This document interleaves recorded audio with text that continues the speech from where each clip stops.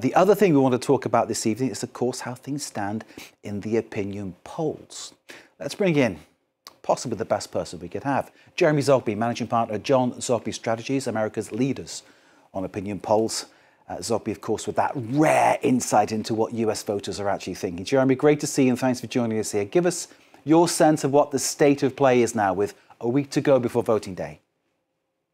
Well, it's been an amazing election to really follow because there has been so much that happens. And as you just mentioned, there's 7 days to go. If there's anything that we have learned, it's that anything can happen. Just go back to late June during the first debate between Trump and Biden, and then everything that followed, not only on the domestic front in the United States, but the international front. But at this moment, virtually all of the polls are showing a tight race. Whether some polls show Trump ahead by 1 or 2 points nationally, or Harris ahead by 1 or 2 points nationally, that is well within the margin of error. And the averages of the polls are showing Trump ahead by, we're talking tenths of a percentage point. So this is a tight race. What happened in Madison Square Garden in New York could move the needle, but America is a dynamic country with a lot of cohorts, and there's hyperpolarization, and these cohorts are going to fall in line with one side or the other. I say at this moment, it is too close to call. What are the big issues for the voters, Jeremy? Give us a sense of that. Well, the top issue is always and has always been inflation.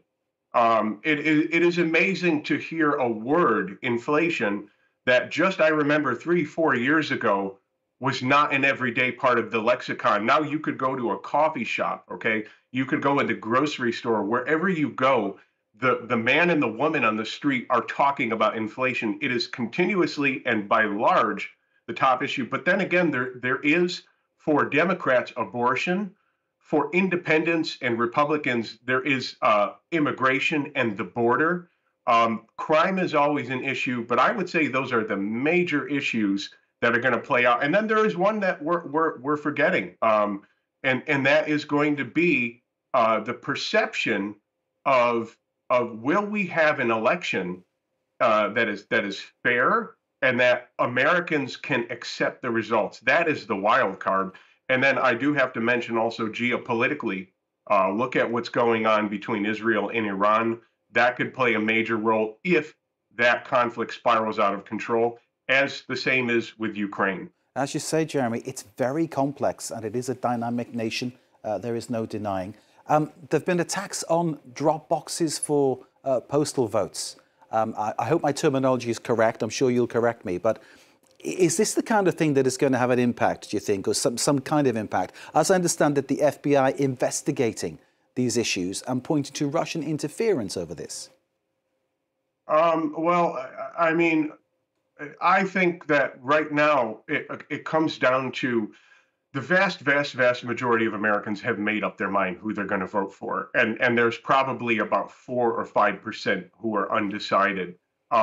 Right now, it's impossible to know whether that can move the needle one way or another, but we will be conducting our concluding poll 3 days before the election. And so with 3 days before the election, we'll feel confident in knowing whether an issue like that can move the needle among those remaining undecided. Can I ask you to develop on the issues relating to the remarks made at the Trump rally in Madison Square Gardens regarding Puerto Rico? Clearly, Sure. That issue there with so many Latino voters or people who perhaps are just not white and regard what was said as being very offensive, or even those who are white and think it's offensive.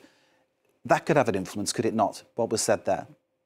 Well, I just looked at so the mother of all battleground states, and let us understand that the election, as in all elections, especially tight elections, will be won in the battleground states. We follow the national polls, right? But we're gonna look to the battleground states. Pennsylvania is the biggest battleground state, has the most electoral votes. There are 500,000 Puerto Ricans in Pennsylvania in a race that is incredibly down to the wire.